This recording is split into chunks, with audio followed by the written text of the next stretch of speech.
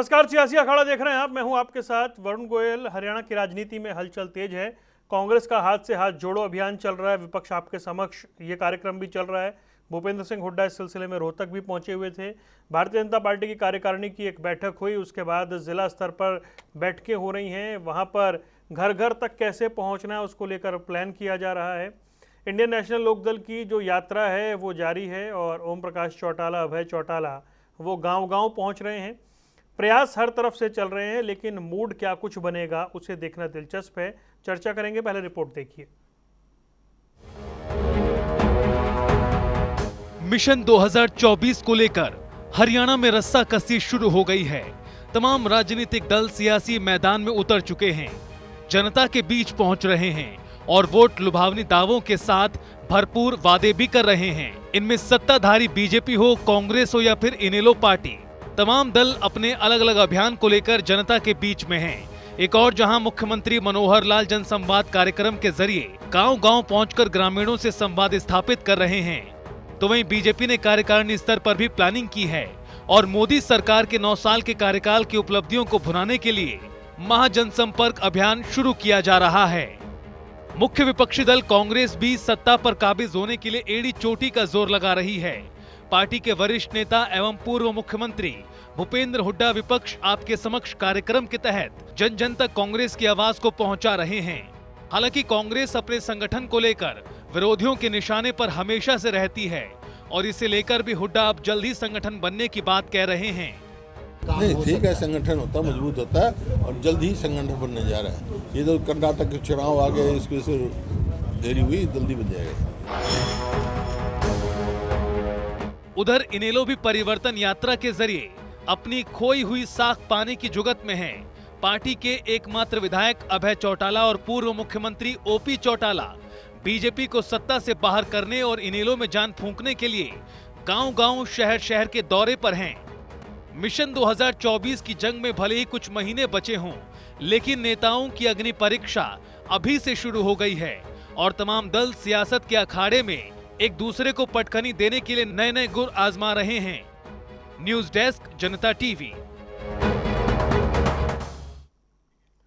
चर्चा करेंगे, हमारे साथ 4 खास मेहमान जुड़ गए हैं। वंदना पोपली भारतीय जनता पार्टी का पक्ष रखेंगी, वेद प्रकाश विद्रोही कांग्रेस की ओर से हमारे साथ है, रजत पंजेटा इंडियन नेशनल लोकदल से और मनवीर छिल्लर आम आदमी पार्टी से। आप सभी का स्वागत है। वंदना पोपली, शुरुआत आपसे करना चाहूँगा। हमने देखा आपकी कार्यकारिणी की बैठक हुई, फिर जिला स्तर पर भी बैठकें हो रही हैं, घर घर तक पहुँचने की बात हो रही है, लेकिन माना यह जा रहा है कि जो 19 में जिस तरह का मोमेंटम था, क्या 24 में भी वैसी स्थिति रहने वाली है पार्टी की, या इस बार टफ है?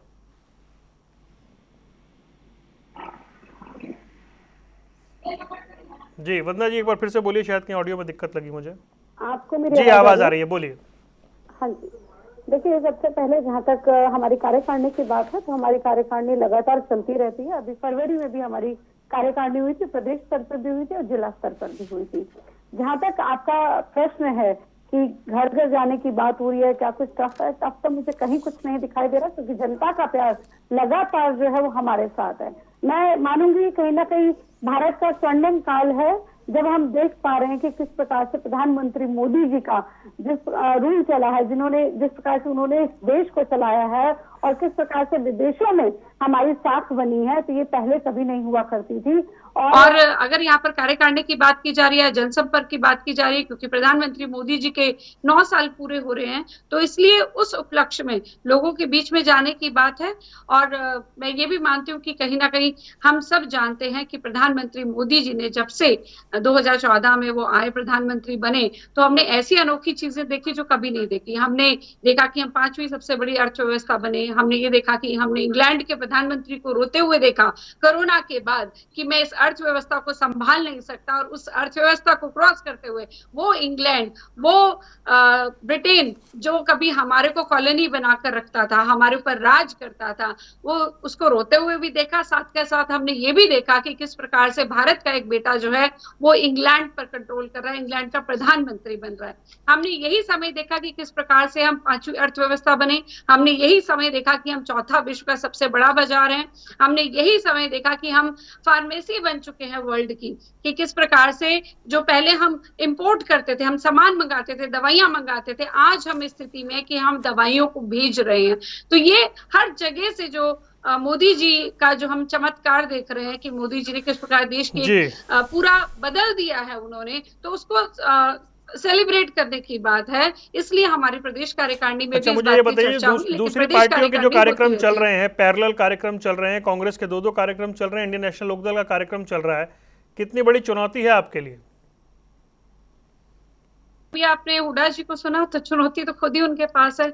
आजकल तो मुझे लगता है कि प्रेस कॉन्फ्रेंस जैसे ही करते होंगे तो बीच में बोलते भी एक लाइन तो अपने आप ही ऐड कर देना कि संगठन बनाएंगे, वही वाली कंडीशन है। ऐसे ही इनके जितने भी लोग हैं उनको कह दिया जाता होगा एक पैरा तो तैयार रखो कि हम संगठन जल्दी बना लेंगे, अभी ये हो गया था, ये भी हो गया था, बाकी बाद में देखेंगे क्या बोलेंगे। मतलब जो लोग अपने कार्यकर्ताओं को ही नहीं बता पाए कि उनको क्या काम करना है, वो प्रदेश की जनता के लिए क्या काम करेंगे। प्लानिंग क्या है इनकी? प्लानिंग ये रहती है कि कैसे ही एक दूसरे को आपस में गिराएं, कैसे एक दूसरे को निपटाएं, किसी को छत्तीसगढ़ भेजें, किसी को कर्नाटक भेजें, किसी को कहीं और भेजें। तो इनकी प्लानिंग तो वहीं तक रहती है। तो ये जो हाथ से हाथ मिलाने की बात है, मुझे लगता है कहीं ना कहीं जनता भी हाथ से हाथ मिला रही है। हमने देख लिया आपने जो किया था। और जहां तक एनएलटी की बात है, जो अभी तक ये डिसाइड नहीं कर पाए कि हमें ये क्या कहते हैं कि हम गठबंधन बनाएंगे, किसके साथ पता नहीं जी, समय आएगा तो बताएंगे, कब समय आएगा पता नहीं। तो ठीक है, मुझे लगता है स्थिति जो है बहुत क्लियरली दिखाई दे रही है। क्या पता आप ही के साथ बना लें, कोशिश कर रही है। भविष्य की राजनीति का किसको पता है, क्या पता आप ही के साथ बना ले गठबंधन। अभी तो ढूंढ रहे हैं वो गठबंधन के लिए, और अभी तो कांग्रेस के सामने गए थे, कांग्रेस ने मना कर दिया। हो सकता है हमसे भी पूछें, अब वो समय बताएगा कि हमारा क्या जवाब मैं अभी इस बात का जवाब भी लूंगा। वेद प्रकाश विद्रोही जी के पास चलते हैं। विद्रोही जी, आपके कार्यक्रम चल रहे हैं, लेकिन आपको पता है कि बस एक ही वो दुखती रग है जिसपे कहीं भी सवाल पूछ लिया जाता है। आप तो थे नहीं, तो मैं तो ये बताऊं कि जिस तरीके से आपकी पार्टी के दो कार्यकारी अध्यक्षों ने जनता टीवी से कहा कि हमसे बात नहीं की जा रही, किरण चौधरी के कहने के बाद, तो प्रश्न ये है कि आपके कार्यक्रम चल रहे हैं, बड़ी अच्छी बात है, विपक्षी दल होने के नाते चलने भी चाहिए, लेकिन एक मूल प्रश्न ऐसा आ जाता है जिस पे आप भी मुस्कुरा जाते हैं, मेरे पास तो मुस्कुराने के अलावा कोई चारा ही नहीं है। वरुण जी, आपको, बहन वंदना पोपली जी को, भाई रजत पंजेटा जी को, भाई मनवीर खेलर जी को और जनता टीवी के दर्शकों को मेरा नमस्कार। संगठन के संदर्भ में जो चौधरी भूपेंद्र सिंह हुड्डा और उदय भान जी ने कहा है, उसके अलावा मेरे पास कहने को कुछ नहीं। मुझे आश्चर्य हुआ कि सत्ता अहंकार की प्रकाष्ठा कितनी होती है। हर दल को अपना चुनाव अभियान चलाने का, अपनी भविष्य की योजना बनाने का अधिकार है, उसमें मुझे आपत्ति नहीं। लोकसभा चुनाव में 8 महीना है, क्योंकि फरवरी के दूसरे सप्ताह तक चुनाव आयोग डिक्लेयर कर देगा। इसलिए भाजपा भी कोई कार्यक्रम बना रही तो अच्छी बात है, बनाना भी चाहिए और हर दल बना भी रहा है। पर जिस अहंकार से कहा कि हमारे मुकाबले में कोई नहीं है, भारत बढ़ रहा है, अरे कुछ तो भाइयों राजनीतिक रूप से शालीनता दिखाओ। उत्तर भारत के अंदर हिमाचल और दक्षिण भारत के अंदर कर्नाटक, अभी 2 राज्यों में कांग्रेस और भाजपा का सीधा मुकाबला हुआ और भाजपा की हार हुई, और फिर भी कह रहे हैं कांग्रेस कुछ नहीं है। चलो आपको मुबारक हो, मैं क्या कह सकता हूं। फिर कहा, कोरोना का जिक्र किया, अगर भारत के फंडामेंटल मजबूत नहीं होते तो कोरोना में क्या भारत की अर्थव्यवस्था नहीं डगमगा जाती? ब्रिटेन की अर्थव्यवस्था और भारत की अर्थव्यवस्था में दिन रात का अंतर है।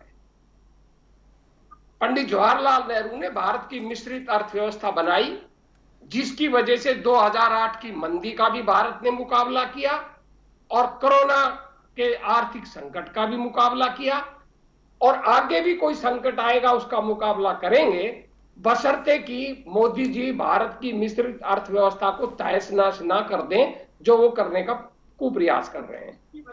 इन्होंने इस बात का भी श्रेय ले लिया, सुनक जी भी मोदी जी की वजह से बन गए। मुझे आश्चर्य है, जो सुनक का परिवार 150 साल पहले, आज नहीं 150 वर्ष पहले भारत छोड़कर जा चुके थे, वो ठीक है भारतीय मूल के होने के नाते उन पर गर्व करे, मुझे कोई आपत्ति नहीं है, पर उसे भारत का बेटा कहकर ऐसे महिमा मंडित करना जैसे मोदी भाजपा की वजह से प्रधानमंत्री बन गए, ये भी एक सत्ता अहंकार की प्रकाष्ठा है। आप रखिए, मुझे कोई आपत्ति नहीं। आइए हरियाणा पे आइए, हरियाणा पे आइए। नहीं, मैं अब हरियाणा पे आ रहा हूँ, पहले उनका जवाब दे दिया ना सर। मैं सर वरुण जी उनके जी जवाब सर, जी उन्होंने जी मैंने मान लिया सर, मान लिया, मैंने मान लिया, जवाब दे दीजिए। अब आइए आप हरियाणा पर, अब आइए आप हरियाणा पर। देखिए, हमारा संगठन है या नहीं है, ये व्यर्थ का विवाद है। ये नुकसान होगा, हमें होगा, फायदा होगा, इन्हें होगा, इन्हें हम इस पर ज्यादा चिंता करने की जरूरत नहीं है। हमारा तो विधिवत जो अभियान था, अगर आप देखेंगे, जब दिसंबर के अंदर राहुल गांधी की भारत जोड़ो यात्रा आई, नवंबर से लेकर आज तक आप लगातार देख लें, हमारे कार्यक्रम लगातार जारी हैं। हम जनता से लगातार जुड़ रहे हैं। जुलाई तक हमारे 31 जुलाई तक कार्यक्रम बने हुए हैं, हाथ से हाथ जोड़ो कार्यक्रम के, और जनता में घर घर जाकर हम अपना चुनाव प्रचार कर रहे हैं। और आप दोनों दलों का अपने कैमरे से तुलनात्मक अध्ययन कर लें, अपनी रिपोर्टों से अध्ययन कर लें कि जन समर्थन हमें ज्यादा मिल रहा है या भाजपा को ज्यादा मिल रहा है। और भाजपा तो अगर आप सही अर्थों में देखो तो 2019 में ही चुनाव हार चुकी थी, परंतु ठीक है, गठबंधन के इस दौर में जेजेपी की कृपा से वो सत्ता में आ गए, जो राजनीति में होता रहता है, उनको मुबारक हो। पर आज हरियाणा में कितनी बुरी हालत है, ये मुख्यमंत्री जी के कथित जनसंवादों में आपने देखने को, रिपोर्ट आपके रिपोर्टर में भी देखने को मिला होगा। नहीं, मैं खत्म कर देता हूं। जी सर, दो और मेहमान हैं। जनसंवाद सत्ता अहंकार की राजशाही है, जहां मुख्यमंत्री लोगों को दुत्कार रहे हैं। जो पार्टी जनसंवाद करे, आ रहा हूं जी, आ रहा हूं, मंदन जी आ रहा हूं। सिर्फ एक लाइन, चले काउंटर कीजिए, फिर मुझे रजत के पास जाना है। ठीक है, बोलिए।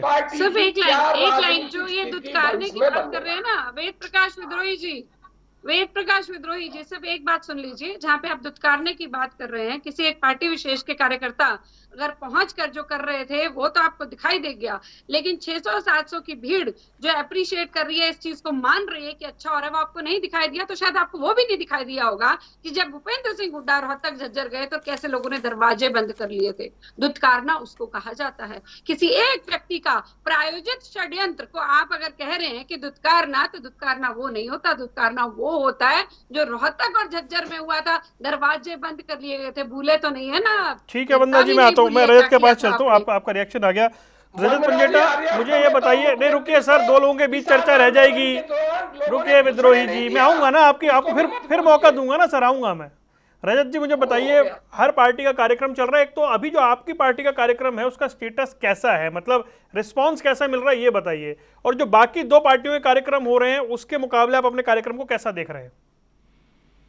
देखिए वरुण जी, आस पास भी नहीं है जिस संघर्ष का, जिस मेहनत से, जिस लगन से हम जनता के बीच जा रहे हैं, ना कि भीड़ इकट्ठी करने के लिए और जैसे पार्टी है, अब जनसंवाद प्रोग्राम है। तो आप एक बात बताइए, किसी का निजी प्रोग्राम हो तो समझ में आता है कि पार्टी का निजी प्रोग्राम है, तो वहां पे कोई सिर्फ पार्टी भाजपा के लोग होंगे। लेकिन अगर कोई जनसंवाद है, मुख्यमंत्री तो पूरे प्रदेश के हैं, तो उसमें कोई भी जा सकता है। आप ये कोई वो नहीं है कि किसी की कोई और पार्टी का व्यक्ति आपको सुनने, आपके विचार सुनने, मुख्यमंत्री को सुनने के लिए नहीं जा सकता। तो उसको ये कह देना कि इसको निकालो, ये तो किसी और पार्टी का पिटाई कर दो, ये भी बहुत दुर्भाग्यपूर्ण है। और किसी एक जैसे विधवा थी, वो उनके पति भी जा चुके हैं दुनिया से, उनका जवान बेटा चला गया नशे के कारण, उनको बोल देना कि आप सीखी सिखाई हो, मुझे पता है तू कहाँ सीख के आई है, तो ये भी भाषा दुर्भाग्यपूर्ण है। ऐसे ही एक महिला सरपंच है, उनका भी कोई सुनवाई, वो कुछ अपनी बात बताने की, वो भी जनप्रतिनिधि हैं, वो अगर कुछ बात उनके समक्ष रखना चाहती है मुख्यमंत्री जी के, वो ऐसा नहीं होना चाहिए कि बस वहां पे भी ये सुन लीजिए। आप मुख्यमंत्री हैं, सुन देखिए, जो भी आप ऑफिस ऑफ प्रॉफिट होल्ड करते हैं, जब जनता, आप राज करने आते हैं, जनता के फैसले में सुनना तो पड़ेगा। यहाँ कई प्रवक्ता है जो मतलब वो आज उस पार्टी के यहाँ बैठे नहीं है, खासकर जजपा के, उनको कुछ बोल तो हम बीच में डिस्टर्ब करना शुरू कर देते हैं। हम सुनेंगे नहीं। क्यों नहीं सुनोगे आप? हम भी सुनते हैं, हमारा काम है, जनता के बीच में, राजनीति के अंदर है, जनता का पैसा सुनना पड़ेगा। अब बात आती है, ये आपने बात शुरू करी ब्रिटेन से। आप ब्रिटेन का पाउंड बता दीजिए कहाँ है, डॉलर क्यों खिसकता जा रहा है? आप बांग्लादेश की करेंसी से हम कम्पीट कर रहे हैं क्या? ये आपके मोदी जी के बयान थे सारे के सारे। और आप कहते हो हम सब कुछ तो चाइना से इंपोर्ट कर रहे हैं। एक साथ शुरू हुए थे 20 साल पहले, कहाँ थे हम? चाइना और अमेरिका पर। आज चाइना कहाँ चला गया और हम कहाँ थे?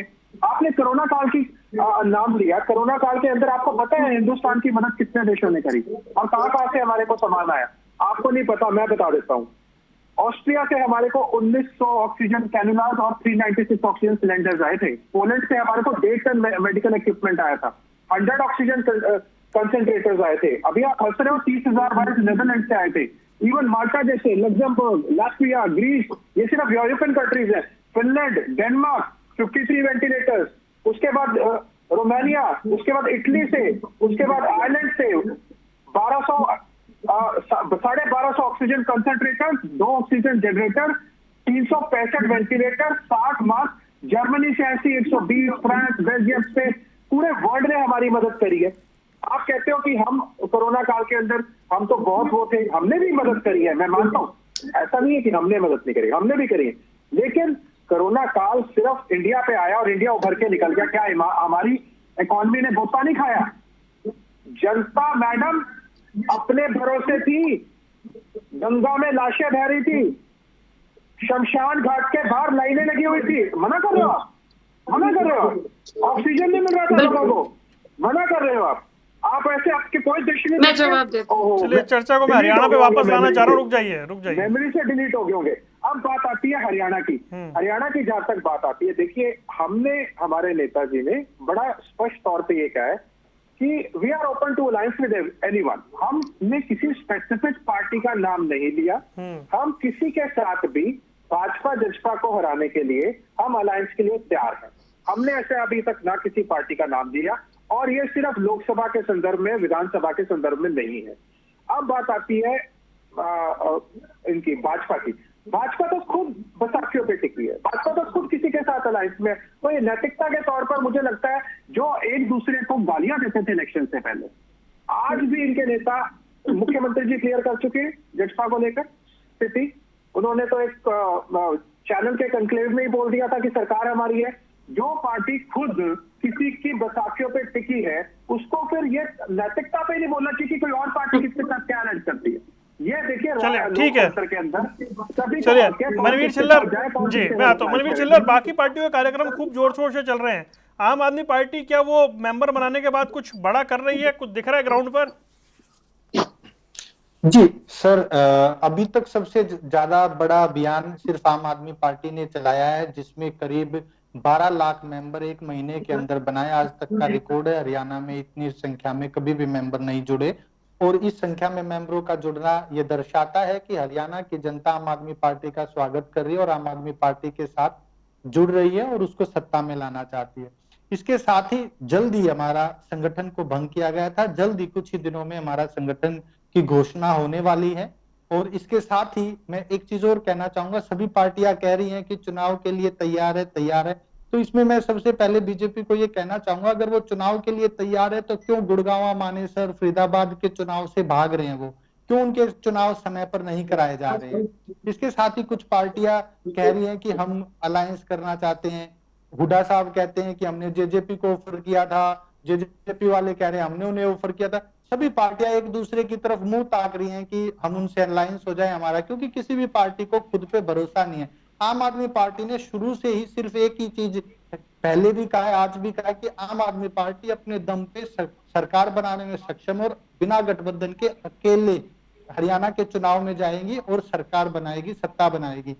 आम आदमी पार्टी अकेली एकमात्र पार्टी है जो आज के दिन हरियाणा में विपक्ष का काम कर रही है। चाहे जितने भी मुद्दे हैं हरियाणा के, चाहे करप्शन का है, बेरोजगारी का है, चाहे महिला खिलाड़ी के साथ छेड़छाड़ का है, चाहे शिक्षा का, सभी मुद्दों पर पुरजोर तरीके से जनता की आवाज उठा रही है और उस विपक्ष की जिम्मेदारी का निर्वहन कर रही है।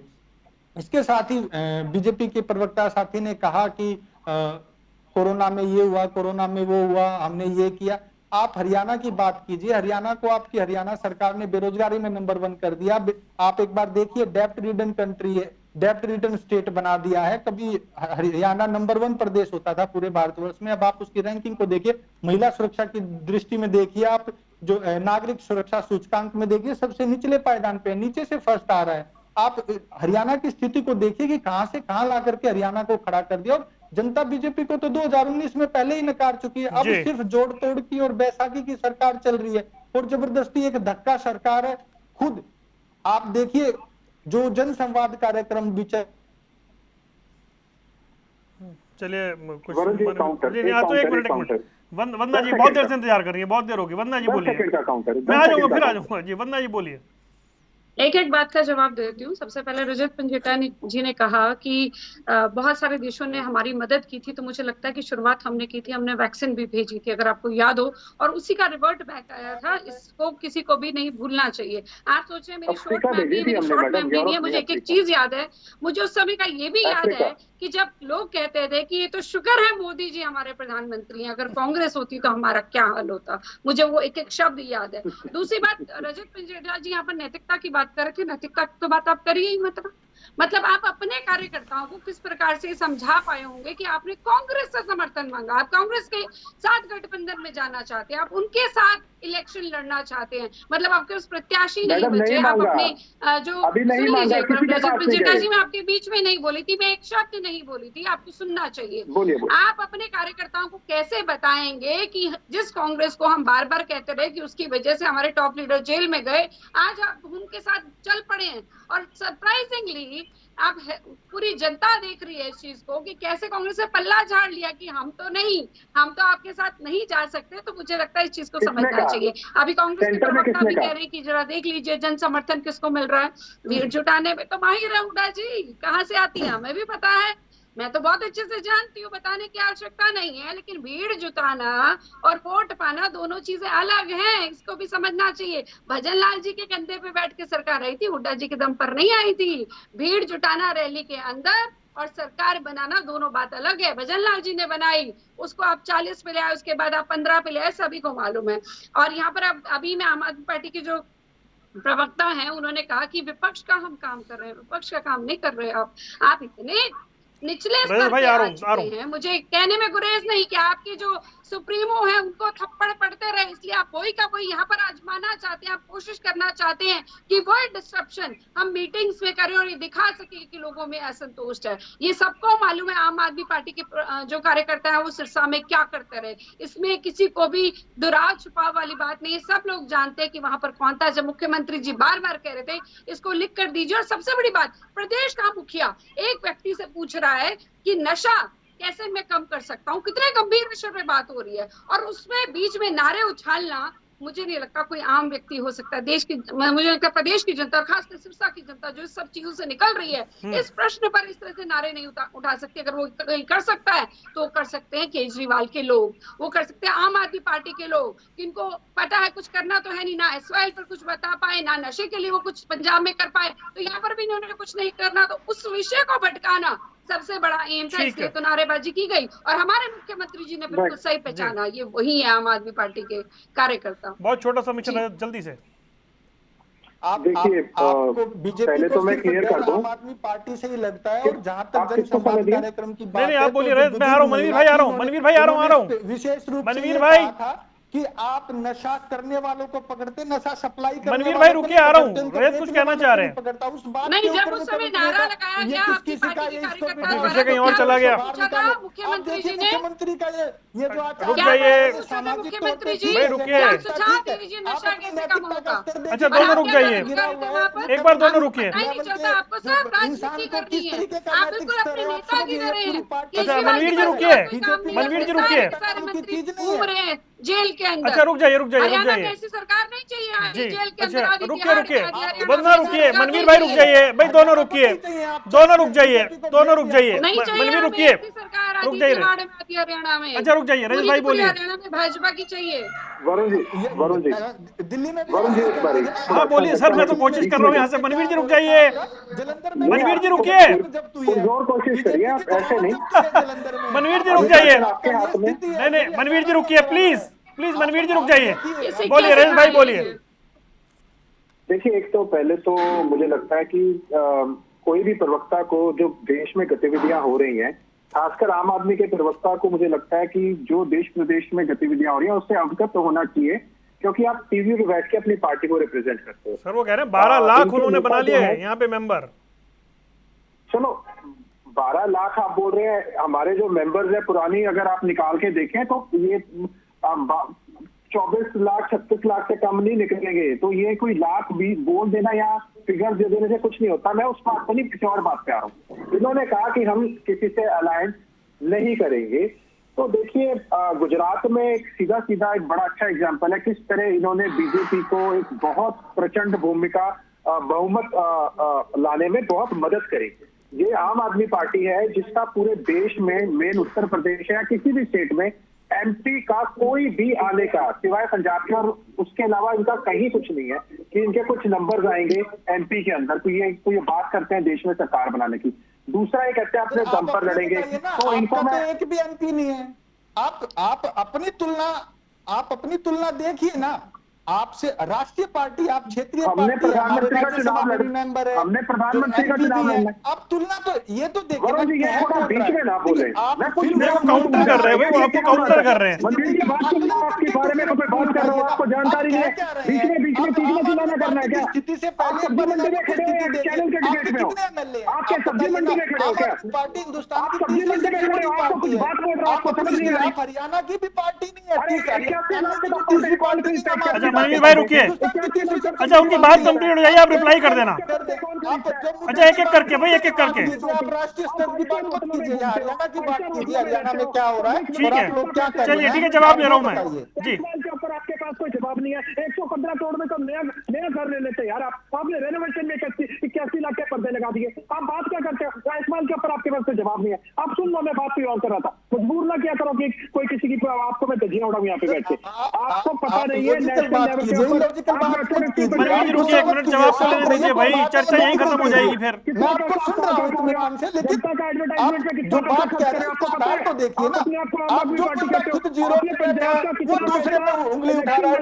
आप समझिए, आप खुद अपना देखिए कितने सिक्योरिटी के कितने बिल कटे हैं पंजाब से। आपको पता है जनता का गाड़ी कौन सी की कमाई थी वो। आपको कुछ और बात कह रहा हूँ। अभी तक आपने मुझे उस बात पे आने नहीं दिया, बीच में डिस्टर्ब करते रहे अपने आप को। आप क्या अच्छा बोलिए बोलिए रमेश भाई, बोलिए, क्या बात कर रहे हो? गुस्सा मत करिए, बोलिए। केजरीवाल देखिए आप बोलिए आप।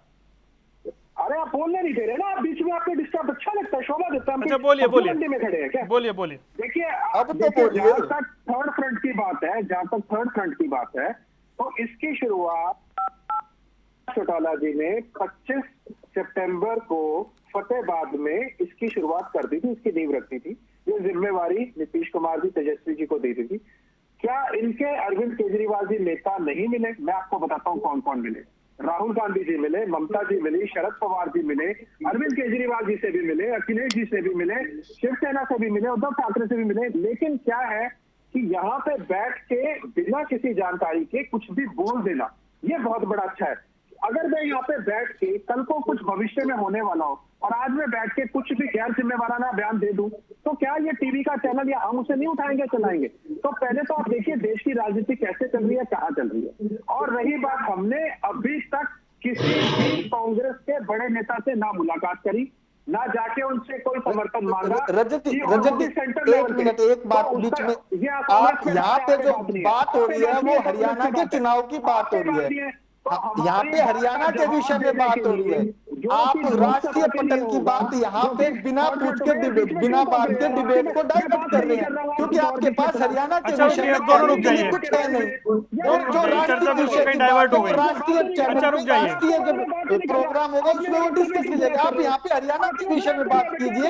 वरुण जी, आप जहाँ जो विषय है उस विषय में सब मेरी तो कोशिश रहती है सब विषय पे रहे। अब स्काइप का जमाना है ना, सब अपने अपने घरों से करते हैं। स्टूडियो में तो मैं रोक भी लेता था पहले। अच्छा रुक जाइए, अच्छा रुक जाइए, रुकिए, अच्छा रुक जाइए विद्रोही जी, अच्छा रुकिए विद्रोही जी भाई। एक तो आम आदमी पार्टी जब ये कहती है कि उसने हरियाणा में 12 लाख मेंबर बना लिए, ये मेरे को बड़ा नंबर दिखाई देता है। दूसरा, थर्ड फ्रंट की कोई आपको अभी मौजूदगी दिखती है क्या? वरुण जी, आम आदमी पार्टी को भी अपने दावे करने का अधिकार है, इनेलो को भी है। भाजपा भी बहुत बड़े दावे करती थी कि हमारे हरियाणा में इतने मेंबर हैं, पर जब चुनाव हुआ, जब जितने मेंबर ये बताया करते थे उतनी वोट भी नहीं मिली। इसमें कौन क्या दावे करता है मुझे कुछ आपत्ति नहीं है। वंदना जी ने बहुत बड़ी बात कर दी कि लोगों ने कहा कि अगर कोरोना काल में मोदी जी प्रधानमंत्री की बजाय कांग्रेस होती तो हम मर जाते। अब मैं आपको छोटी सी बात कहना चाहता हूं, क्या तो ये असत्य बोल रही है या पार्लियामेंट में इनकी सरकार असत्य आंकड़े प्रस्तुत करती होगी? 2004 से 2014 तक कांग्रेस के राज की जो औसत जीडीपी दर भाजपा और मोदी ने बताई है वो 7.6% है, और जो बीजेपी की मोदी राज की जो अब तक औसत दर है वो 4.3% है। तो जिन्होंने 4.3% की दर से भारत का विकास किया वो ज्यादा विकास है या 7.6 का? ये मैं आपको, हालांकि मैं इसमें काउंटर नहीं करना चाह रहा था विद्रोही जी, लेकिन जब महंगाई की दर पर पूछा गया तो पी चिदम्बरम ने कहा कि उस टाइम महंगाई की दर की वजह प्रणब मुखर्जी वित्त मंत्री थे। महंगाई, इसका जीडीपी दर से महंगाई का क्या सर, मैं तो संबंध है? पूछ रहा हूँ ना, आकलन आप कर रहे हैं तो मैं भी पूछ रहा हूँ। कहा होगा, मैं वो कहा होगा, उनकी आंतरिक लड़ाई थी, आपको अच्छी तरह मालूम है। चिदम्बरम जी खुद वित्त मंत्री रहना चाहते थे, प्रणब मुखर्जी की होता है राजनीति में। मैं इसका जीडीपी विकास दर का संबंध क्या है? संबंध नहीं, मैं तो महंगाई की बात कर रहा हूँ। आप अगर नहीं वरुण जी, आप भाजपा का फेवर कर, नहीं, मैं फेवर कहाँ कर दिया? मतलब मैं आपसे एक सवाल भी नहीं पूछ सकता विद्रोही जी, ये बड़ी गलत बात है। आप शूट द मैसेंजर मत करा करिए। नहीं, इसमें कुतर्क वाली क्या बात है भाई? मैंने आपसे एक सवाल पूछ लिया, आप कहते हैं मैंने फेवर कर लिया। अगर मेरे विकास दर के आंकड़े गलत है जो मैंने, किसने कहा आपके आंकड़े गलत है भाई? किसने कहा आपके आंकड़े गलत हैं? आपके आंकड़े को चैलेंज किया क्या मैंने? नहीं, ऐसा कई बार हो चुका विद्रोही जी। मैं आपसे कोई सवाल पूछ लूं, आप कहते हैं बीजेपी को फेवर कर रहा हूं, ये अच्छी बात नहीं है। मैंने इसलिए कहा कि वो एक अलग इशू है। वो एक अलग इशू है, अलग विषय हो सकता है, पर ये मत कहिए मैं बीजेपी को फेवर कर रहा हूं। सर, अच्छा नहीं लगता है। वंदना पोपली जी बोलिए। देखिए, मैं ये कहना चाह रही हूँ, वेद प्रकाश विद्रोही जी की वही स्थिति है, मीठा मीठा का मतलब जो ये कह रहे हैं वो तो सही है, लेकिन बाकी जो चीजें हैं वो इनको गलत सुनाई देती है। अभी यहाँ पर इन्होंने खुद स्वीकार किया कि आंतरिक कलह थी कहाँ पर, केंद्रीय स्तर तक। एक सेकंड में वेद प्रकाश विद्रोही जी, जरा मैं आपके बीच में नहीं बोली थी। वेद प्रकाश विद्रोही जी, वेद प्रकाश विद्रोही जी, मैं आपके बीच में नहीं बोली थी। देखिए, ये जो कलह है वो सिर्फ केंद्र में नहीं, यहाँ पर भी दिखाई देती है। लेकिन इतनी सी बात समझ लीजिए कि क्या चले हैं मोहब्बत की दुकान खोलने, लेकिन कहते हैं गल्ले पे मेरा छोरा ही बैठेगा। ये राहुल गांधी आपको बताना, आज मामला कहीं डाइवर्ट हो गया था। लाइन नहीं किसी ने काटी। आज पहले मनवीर छिल्लर, वंदना पोपली उलझ गए, फिर मनवीर छिल्लर और रजत पंजेटा उलझ गए।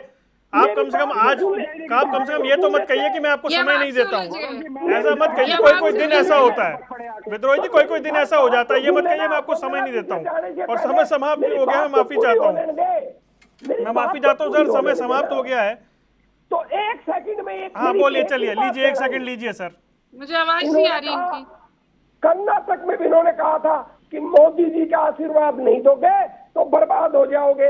कर्नाटक की जनता ने कहा हमें मोदी का आशीर्वाद नहीं चाहिए, नमस्कार मोदी जी। हरियाणा की जनता भी यही कहने वाली है, नमस्कार मोदी जी। जल्दी जवाब दे दीजिए, जल्दी जवाब दीजिए 10 सेकंड में।